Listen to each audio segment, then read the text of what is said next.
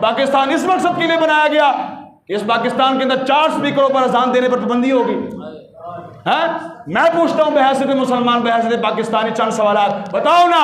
پاکستان اس مقصد کے لیے بنایا گیا یہاں علی الاعلان درود اسلام پر پابندی ہوگی. پاکستان اس مقصد کے لیے بنایا گیا کہ یہاں اللہ اس کے رسول کے گستاخ کو باعزت رہا کیا جائے گا. اس مقصد کے لیے پاکستان بنایا گیا.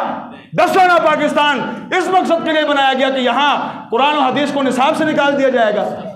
پاکستان اس مقصد کے لیے بنایا گیا کہ اس پاکستان کے اندر ایک کرکٹ کا میچ کھلانے کے لیے 10 دن مسجدیں بند کی جائیں گی.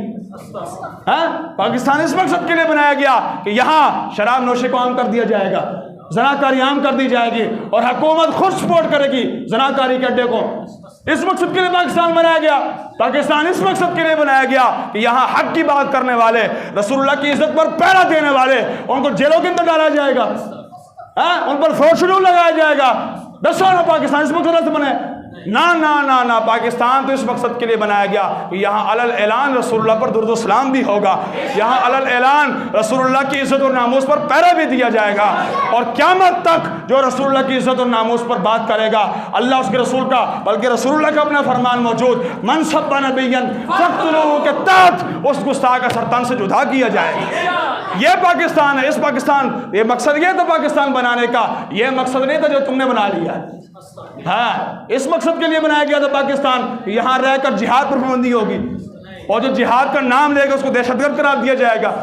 اس مقصد کے لیے پاکستان بنایا گیا تھا. میرے توڑے کو چند سوالات نے کار جا کے کرے سوچا جائے کہ مولانا نے بڑے عجیب و غریب سوالات کی تھے.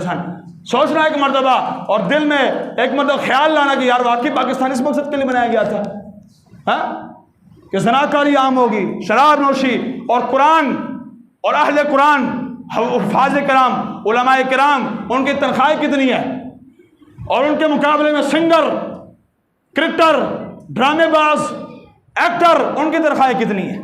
پاکستانی سا بنایا جی. اور لہٰذا اٹھو پاکستان کی حفاظت کے لیے، اٹھو پاکستان کے اندر نظام مصطفیٰ لاؤ.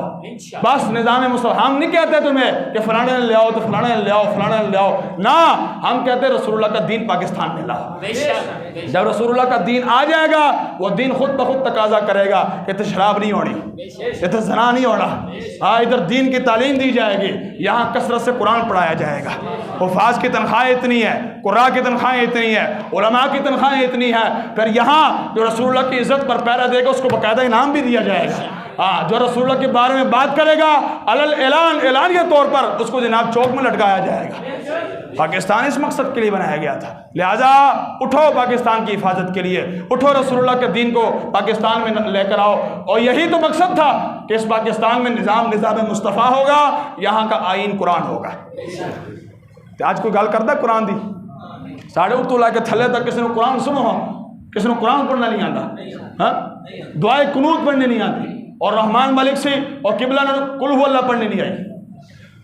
4-5 مرتبہ بلکہ لکھ کے دیتی انہوں حضرت نے پھر بھی قل هو اللہ پڑھنے. تواڈے حاکم نے انہاں جناب اسلام لے آنا ہے، انہاں دین دی گل کرنی ہے.